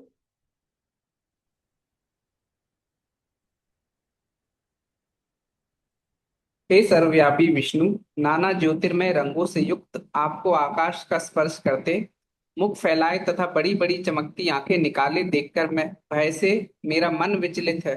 मैं न तो धैर्य धारण कर पा रहा हूँ, न मानसिक संतुलन ही पा रहा हूँ। तो यहाँ पर भय की पराकाष्ठा है। केवल अर्जुन आश्चर्यचकित नहीं हो रहे भगवान के रूप को देख के, अपितु उनका जो हृदय है वो अभी भय से पूरा भर गया है। और वो बोल रहा है कि मैं धैर्य नहीं रख पा रहा हूँ, मन मेरा जो है ना स्थिर नहीं हो रहा है, इतना डर लग रहा है। मतलब यानी समचा समचा, मतलब अभी उनके अंदर की जो मानसिक शांति है वो नष्ट हो गई है, इतना भय बढ़ गया है। विश्वनाथ चक्रवर्ती ठाकुर बोलते हैं भगवान का रूप इतना विशाल था कि मानो संपूर्ण आकाश को स्पर्श कर रहा हो। अनेक वर्णम, अनेक रूप, असंख्य रंग, असंख्य तेज, अनंत प्रकार की दिव्य आभा दिखाई दे रही थी। उनके विशाल नेत्र अग्नि के समान प्रज्वलित थे। उन्हें देखकर उनका हृदय कांप रहा है, अभी डर रहे हैं अर्जुन। Okay. अभी ठीक है, सचिन प्रभु जी 25। हरे कृष्णा। जी हे देवेश, हे जगन निवास, आप मुझ पर प्रसन्न हो। मैं इस प्रकार से आपके प्रलयाग्नि स्वरूप मुखों को तथा विकराल दांतों को देखकर अपना संतुलन नहीं रख पा रहा। मैं सब और से मोहग्रस्त हो रहा हूँ। हाँ, तो अर्जुन अभी भगवान के रूप मुख से अग्नि जो निकल रही है ना, तो उसको देखकर थोड़ा से परेशान हो रहे हैं। और भगवान की अब बोल रहे हैं शरण ग्रहण कर रहा हूं। ठीक है, अभी 26-27 कौन पढ़ेगा? कृपया करके हैंड पढ़ो रेज प्रभु जी मैं। हाँ पढ़िए प्रभु जी। अमी च त्वां धृतराष्ट्रस्य पुत्रा सर्वे सहैवावनिपालसङ्गै भीष्मो द्रोणः सूत्रपुतस्तथासौ सहस्मदीयरपै योधमुख्यै वक्त्राणि च ते त्वर्माणा विशन्ति दंष्ट्राकरालानि भयानकानि केचित् विलग्ना दशान्तरेषु सन्दृश्यन्ते चूर्णैर्दैरुत्तमाङ्गैः। धृतराष्ट्र के सारे पुत्र अपने समस्त सहायक राजाओं सहित तथा भीष्म, द्रोण, कर्ण एवं हमारे प्रमुख योद्धा भी आपके विकराल मुख में प्रवेश कर रहे हैं। उनमें से कुछ के शिरों को तो मैं आपके दांतों के बीच चूर्णित होता हुआ देख रहा हूँ। हाँ, तो यहाँ पर आप देख रहे हैं कि किस प्रकार से अर्जुन बोल रहे हैं कि मैं अभी धृतराष्ट्र के सारे पुत्र मतलब सबको आपके अंदर प्रवेश करते हुए देख रहा हूँ, और वो सामने भी खड़े हुए हैं। तो भगवान बता रहे हैं कि काल के रूप में मैंने उन्हें पहले ही मार दिया है अर्जुन। भगवान आगे के श्लोकों में बताएंगे किस प्रकार से भगवान काल के रूप में सबका हरण करते हैं। तो अर्जुन देख रहे हैं कि धृतराष्ट्र के सारे पुत्र जो उनके सहयोगी राजा हैं, मित्र हैं, द्रोणाचार्य, भीष्म, सब आपके अंदर प्रवेश करते जा रहे हैं। और जो इवन पांडवों के साथ भी जो है, कौरव पक्षी नहीं, पांडवों के जो मान योद्धा है वो भी उनके मुख में प्रवेश करते हुए दिखाई दे रहे हैं। तो अभी उनको ऐसा दिख रहा है कि युद्ध का परिणाम पहले ही भगवान ने बता दिया है, और भगवान की योजना से सब कुछ पहले ही दिखा दिया है। तो विश्वनाथ चक्रवर्ती ठाकुर बोलते हैं कि यह भविष्य का दृश्य है, अभी युद्ध आरंभ भी नहीं हुआ है और किंतु भगवान के दिव्य विश्व रूप में भविष्य वर्तमान की भांति दिखाई दे रहा है। इससे भगवान का काल का पूर्ण अधिकार सिद्ध होता है। तो भगवान कैसे काल का अधिकार करते हैं वो बताया गया है। तो स्वयं तेजी से अच्छा भगवान के मुख में प्रवेश कर रहे हैं, यह दर्शाता है कि जब काल आता है तो जीव स्वयं उसी दिशा में बढ़ता है जिसका निर्णय भगवान की व्यवस्था में पहले से है। बोला काल का, जैसे जिस उस दिन पांडव प्रेम प्रभु बता रहे थे ना, गरुण और कबूतर की कथा, कि उसकी मृत्यु आने वाली थी तो गरुण उसको लेकर एक गुफा में लेके चले जाते हैं। बोला मैं जब तक ना आऊं तब तक तुम यहाँ से हिलना मत। और उसी में कौन बैठा हुआ था, एक बिल्ली बैठी थी जो उसे खा गई। तो काल की दिशा में वो अपने आप ही अग्रसर हो रहे हैं। तो बोले विनाश काले विपरीत बुद्धि। जब विनाश काल आता है तो व्यक्ति की बुद्धि जो है थोड़ी विपरीत होने लगती है। यहाँ श्री प्रभुपाद जी निष्कर्ष में बोलते हैं कि युद्ध का वास्तविक कर्ता भगवान है। मनुष्य स्वयं कुछ नहीं कर सकता, जो होना है वो भगवान की योजना के अनुसार पहले से निश्चित है। चलिए, सीमा माता जी 28वां पढ़िए, अपने एड्रेस क्या रखा है। माता जी अनम्यूट कीजिए अपने आप को। जिस प्रकार नदियों की अनेक तरंगे समुद्र में प्रवेश करती है, उसी प्रकार ये समस्त महान योद्धा भी आपके प्रज्वलित मुखों में प्रवेश कर रहे हैं। हरे कृष्ण। हाँ, तो नदी और समुद्र का उदाहरण दिया है। भगवान के मुख में योद्धाओं का प्रवेश किसी बलपूर्वक कार्य जैसा नहीं है। नदी का स्वभाव समुद्र की तरफ जाना होता है, उसी प्रकार जो जीव है वो काल के नियम के अनुसार, काल के अधीन होकर भगवान की व्यवस्था से आगे बढ़ते रहते हैं। तो इन योद्धाओं को कोई रोक नहीं सकता है। प्रभुपाद जी से बोल रहे हैं उनकी गति उसी प्रकार निश्चित है जैसे नदी स्वतः ही समुद्र की तरफ बहती है, वैसे ये जो वीर हैं ये स्वतः ही भगवान के मुख में प्रवेश करते जा रहे हैं। ये काल शक्ति है भगवान की, काल शक्ति के विषय में बताया जा रहा है। ओके, श्वेता माता जी 29वां पढ़िए। मैं समस्त लोगों को पूर्ण वेग से आपके मुख में उसी प्रकार प्रविष्ट होते देख रहा हूँ, जिस प्रकार पतंगे अपने विनाश के लिए प्रज्वलित अग्नि में कूद पड़ते हैं। तो यहाँ पे देखिए, पहले एक उदाहरण दे चुके हैं भगवान। पहले क्या दिया है कि जैसे नदी समुद्र में मिलती है, अब भगवान क्या बोल रहे हैं, जो पतंगा होता है वो अग्नि में प्रवेश कर जाता है। तो जो पैसा बताते हैं कि पतंगे की जो आंखें होती हैं वो अग्नि को रेजिस्ट नहीं कर पाती हैं और वो उसके अंदर प्रवेश कर जाती हैं। जैसे मछली की परेशानी, जैसे उसकी जीभ होती है वो हर चीज को टेस्ट करती है और वो कांटे में फंस जाती है। हिरण की परेशानी क्या होती है, उसके कान होते हैं कि अच्छा, जैसे हिरण को अगर पकड़ना हो तो अच्छा साउंड सुनाया जाता है। हाथी की परेशानी उसकी स्किन होती है, तो हाथी को जब पकड़ना होता है तो किसी हथनी जो रहती है उसको थोड़ा फीमेल हथनी आके रब करती है और आगे निकल जाती है, हाथी उसके पीछे पीछे जाता है। फिर वो क्या करते हैं, गड्ढा खोद देते हैं, उस पर कुछ घास फूस डालते हैं। तो जो हथनी रहती है वो तो ऑलरेडी ट्रेंड होती है, वो साइड से निकल जाती है और हाथी जो है नीचे गिर जाता है ना। तो पतंगा आंख से, हिरण कान से, मछली जीभ से, और क्या बोलते हैं हाथी त्वचा से। एक और लास्ट बचा है, वो क्या है पता है आपको? नाक। नाक क्या है? कौन सूंघने के लिए जाता है? भंवरा जाता है प्रभु जी। बिल्कुल फूल सही। तो तो बोलते बम्बल बी या भंवरा जो रहता है वो रस चूसने के लिए जाता है। और भंवरे की पावर बताते हैं कि वो लकड़ी में भी छेद कर दे सकता है। लेकिन भंवरा जो होता है ना वो रस चूसने के लिए कमल में जाता है, और जैसे फिर थोड़े समय सूर्यास्त के बाद वो कमल बंद हो जाता है। नहीं नहीं, सूर्यास्त के बाद खुलता है ना कमल। तो कब खिलता है कमल? सूर्यास्त के बाद खिलता है। हाँ प्रभु, सुबह ही मिलता है, हाँ, अर्ली मॉर्निंग में।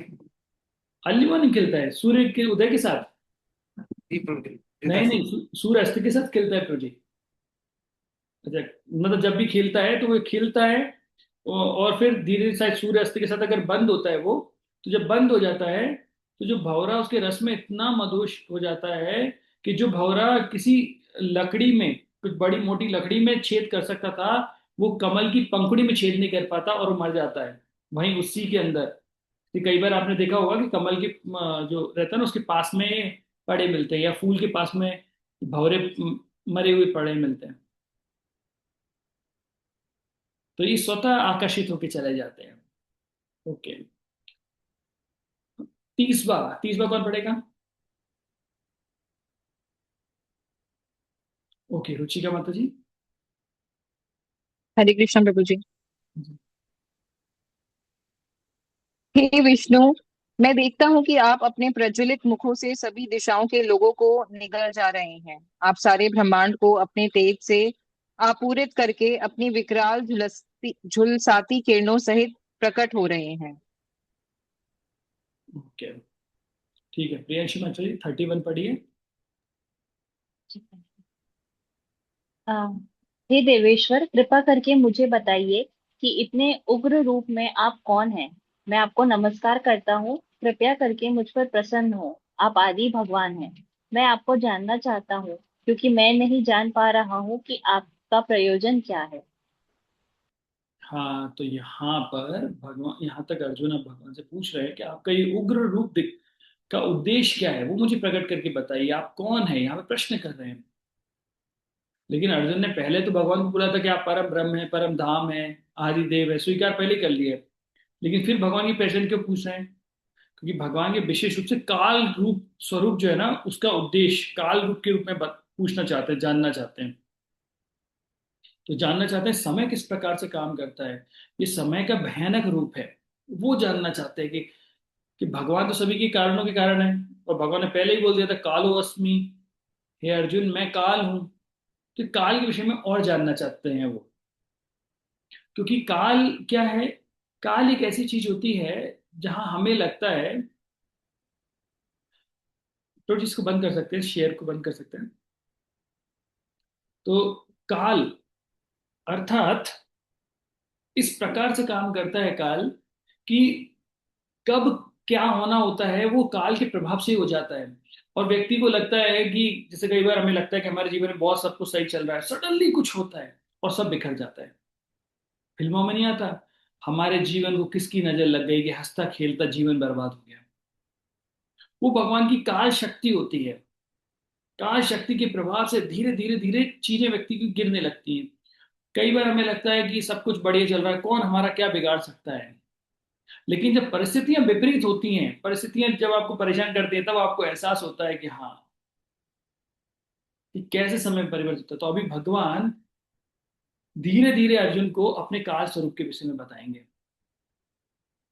और हम उसको फिर चर्चा करेंगे, काल स्वरूप को। अभी किसी का अगर कोई प्रश्न है तो प्रश्न कर सकते हैं, हम प्रश्न पे आगे बढ़ सकते हैं।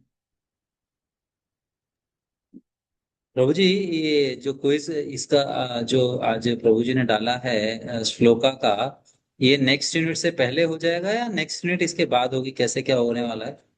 प्रभु मुझे पता नहीं कि प्रभु ने क्या डाला आज है। वो उन्होंने गोलोकेशन मुझे प्रभु जी ने उन्होंने मुझे ग्रुप में ऐड नहीं किया है। तो मेरे अभी को 27, 28, 29 को श्लोक का टेस्ट रखा है, तो इस यूनिट का, है ना? तो अभी तो यूनिट के 11th यूनिट चल रही है।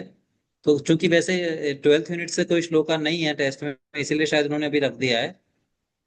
श्लोक टेस्ट तो अलग ही रहते हैं प्रभु जी, उसे कोई फर्क नहीं पड़ता है कि वो कौन से चैप्टर पे अपन है और कौन से है, वो आपको याद करना है और सुनाना है।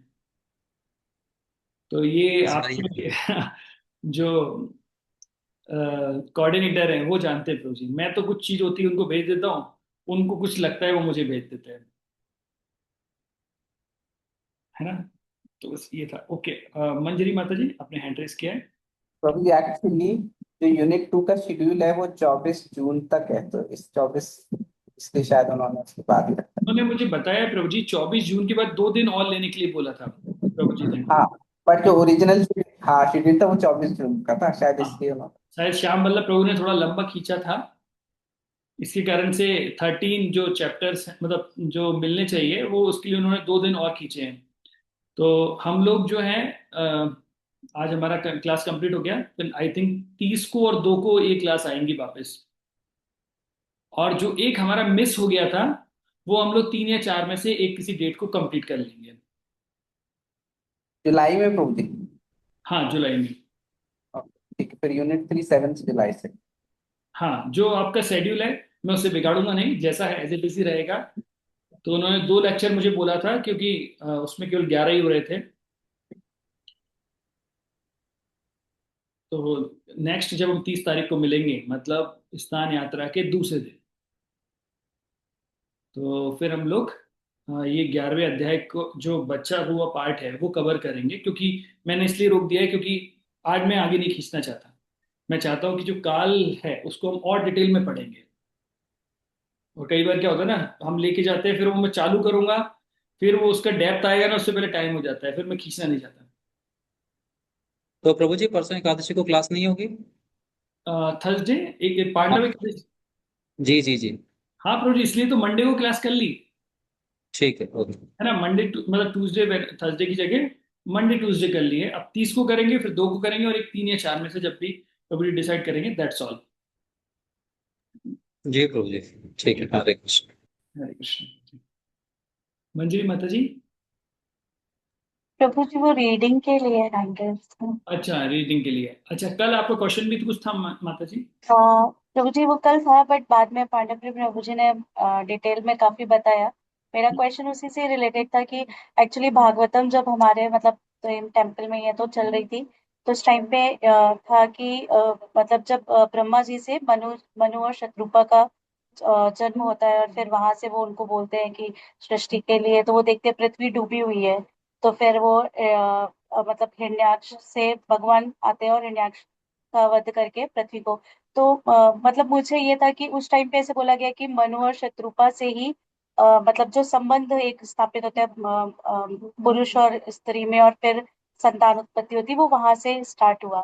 तो उस टाइम पे वो मूवी मुझे याद आ गई थी, हमने प्रहलाद देखी थी कि जो मतलब उनके क्या नाम है, ये जो हिरण्याक्ष और हिरण्यकश्यपु है वो संग से उत्पन्न थे। तो मुझे लगा वो तो पहले आ गए तभी पृथ्वी डूबी है, तो ये सब कैसे मैच होता है मतलब। तो फिर वो कल, लेकिन वो पांडव प्रेम प्रभु जी ने आंसर कर दिया था ना कि अलग अलग उसमें चलते हैं का समय काल में, और हम मैच नहीं कर सकते। तो मुझे थोड़ा समझ आ गया था इसलिए। हाँ माता जी, ठीक है। चलिए। ऐसे कंफ्यूजन्स होते हैं बहुत प्रभु जी, लाइक कि मतलब अ, जैसे अभी बोलते हैं कि देवता जो है वो एक पोजीशन होती है, हम्म। और फिर इंद्र भगवान जैसे हमें पता है अदिति के माता अदिति के पुत्र हैं। हम्म। तो अभी मतलब अगर वो पोजीशन है तो नेक्स्ट टाइम कोई आएगा तो क्या वो मतलब वो भी अदिति के पुत्र ही होंगे तभी होगा, मतलब ऐसे नहीं समझ में आती चीजें कि सिर्फ पोजीशन है तो हमेशा अदिति के पुत्र ही क्यों इंद्र है। अदिति के पुत्र माता जी क्या है ना, वो सब पोजीशंस है। जैसे कलेक्टर है तो कलेक्टर किसी का तो बच्चा होगा, हाँ है ना। तो वैसे ही यहाँ पे क्या होता है ना, कलेक्टर एक पोजीशन है, उस पर एक व्यक्ति बैठ जाता है, उसका अपना एक नाम होता है, नहीं, वैसे। तो हमें जैसे पता चलता है इंद्र के लिए तो हमेशा हम एज अ पोजीशन अगर कंसीडर करते हैं, लेकिन हमारे पास मतलब एक ही रहता है ना कि अदिति के पुत्र ही केवल उन्हीं के बारे में ही पता है। अलग अलग लोग भी आए होंगे अगर, तो वो नहीं पता, या तो वो वही वही फिर वो पांडव प्रेम प्रभु जी का मुझे वो याद आ गया कि हमारे पास पूरे ये शास्त्र सब कुछ नहीं है मेंशन है तो। माता जी। नेक्स्ट शायद बली महाराज, बली महाराज आई थिंक वो इंद्र होंगे शायद बलि मेरे। महाराज का प्रभु वामन, हाँ, ने दिया वो बलि महाराज। तो आई थिंक उन्हें मुझे मैं बता रहा हूँ ऐसा कि जैसे अश्वत्थामा नेक्स्ट व्यासदेव बताएं, व्यासदेव भी एक पोजीशन है। और मैं भक्ति वैभव में पढ़ रहा था कि व्यासदेव नेक्स्ट हमारे व्यास होंगे, तो उस समय वो महाभारत पे ज्यादा और एलोबरेट करके बताएंगे।